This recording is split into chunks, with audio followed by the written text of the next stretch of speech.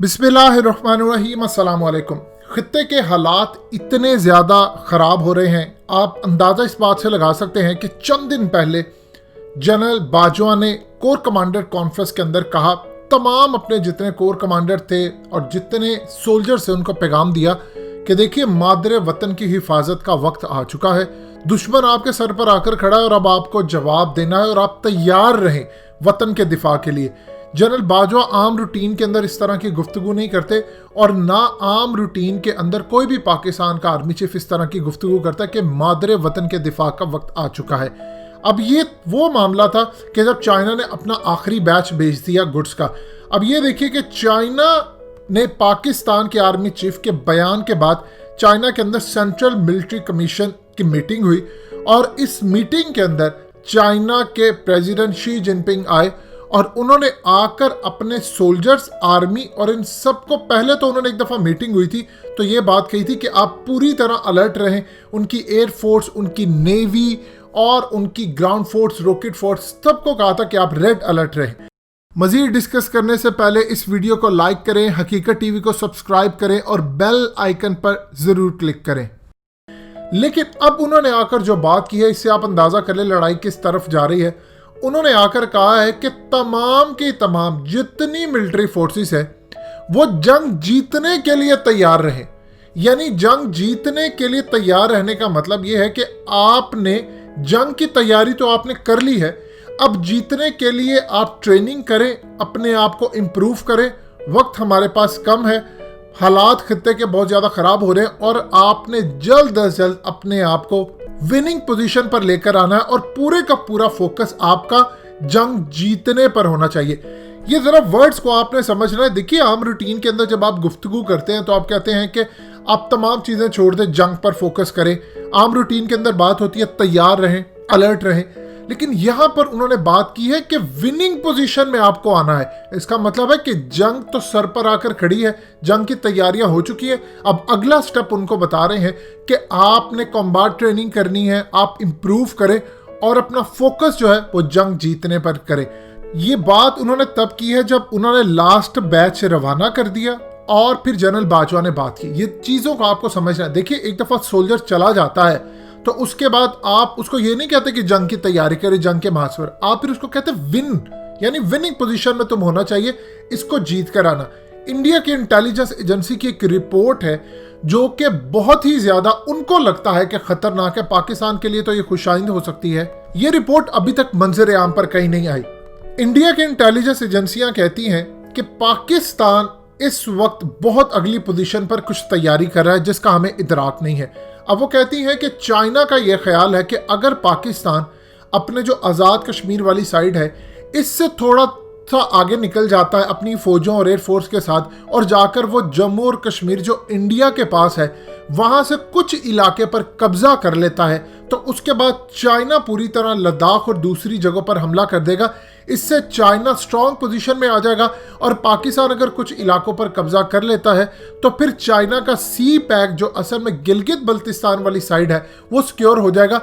आप इंडिया से बेहतरीन पोजीशन के अंदर आ जाएंगे और इंडिया से अपनी शराइत मनवा सकते हैं। आप ये देखिए कि इस वक्त इंडिया के इंटेलिजेंस एजेंसियों ने ये रिपोर्ट बनाई है जो उनकी आर्मी को भेजी गई है, उनकी एयरफोर्स को भेजी गई है कि चाइना ने अपना सी पैक बचाने के लिए, जो कि असल में गेट वे है, ये बेसिकली शुरू होता है काशगर से और वहाँ से फिर गेट वे बनता है गिलगित बल्तिस्तान और वहाँ से होता होता गवादर जाता है। देखिए आम रूटीन के अंदर इनको तकरीबन 16 से 25 दिन लगते हैं पूरी तरह गल्फ तक अपना सामान भिजवाने में, ऑयल टैंकर्स भिजवाने में। अब जो $8 अरब का रेल प्रोजेक्ट है चाइना उसको जल्दी कंप्लीट करना चाह रहा है। इंडिया जितना मर्जी प्रोपेगेंडा करता रहे, चाइना को ये है कि ये बन जाए तो 48 घंटों के अंदर अंदर ये गल्फ तक पहुंच सकता है। लिहाजा हमारे लिए तो चीज़ बड़ी ज़बरदस्त है और गवादर इनकी ज़रूरत है। ये वो सूरत हाल है कि इंडिया की इंटेलिजेंस एजेंसियां ये कह रही हैं कि जो मोदी का प्लान है कि हम आज़ाद कश्मीर और गिलगित बल्तिस्तान पर हमला करके लेंगे, चाइना उससे अगला प्लान बना चुका है। चाइना की प्लानिंग ये है कि वो पाकिस्तानी फौज की मदद करे और पूरी तरह हम जाकर कश्मीर का कुछ हिस्सा उस पर कब्जा कर ले जो इंडिया का है। एक तो बहुत ज़्यादा फायदा हो जाएगा, दूसरा आप डिफेंसिव पोजीशन में नहीं रहेंगे, आप इस पोजीशन में आ जाएंगे। अब चाइना के साथ मिलकर कोई गुफ्तगू कर सकते हैं, इंडिया से अपनी बात मनवा सकते हैं।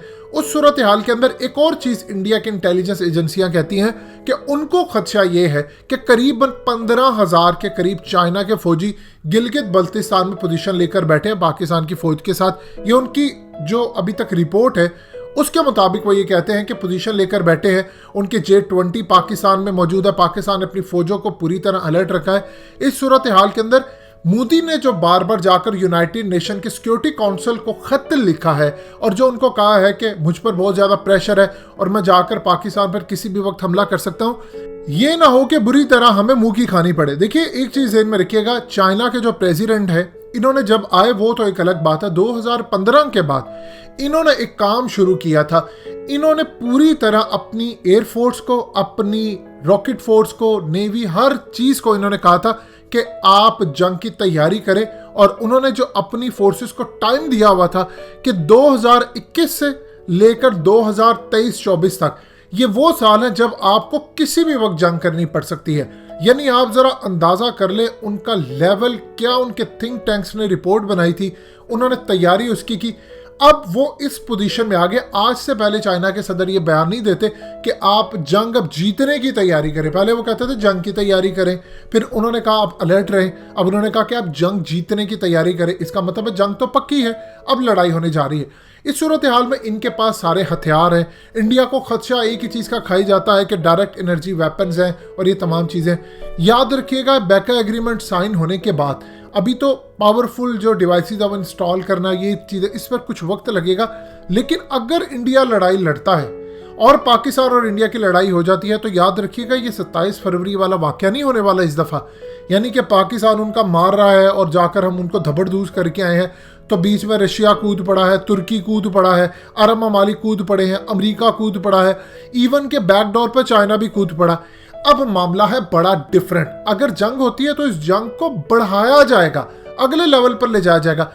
अब ये अमेरिका क्या चाहता है? अमेरिका ये चाहेगा कि किसी तरह वो साउथ चाइना सी के अंदर जाए और वहां जाकर लड़े। इसी सूरत हाल के अंदर चाइना के सदर ने अपने जितने स्टूडेंट्स थे उनको पिछले 5 सालों में जाकर उस शख्स ने यूनिवर्सिटियों में गया, स्टूडेंट से जाकर मिला।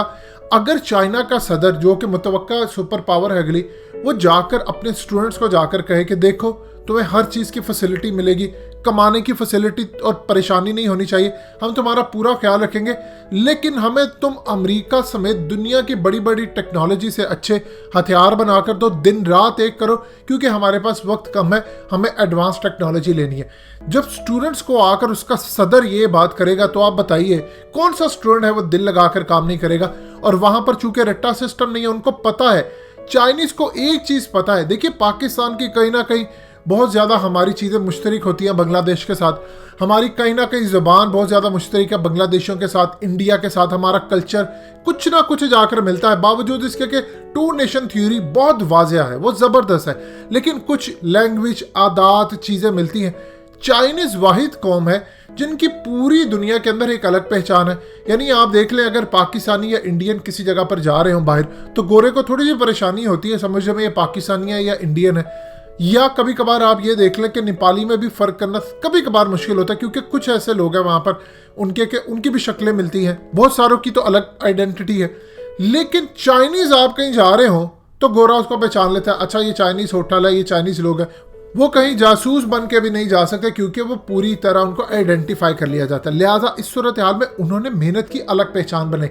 इसीलिए अब चाइना के सदर का ये बयान खाली बयान नहीं है, अब वो पूरी तरह जंग के लिए तो तैयार है, अब जीतने के लिए भी तैयार है। दोस्तों, हकीकत टीवी को सब्सक्राइब करना मत भूलिए, वीडियो को लाइक करें, शेयर करें और कमेंट सेक्शन में अपनी राय का इजहार ज़रूर करें।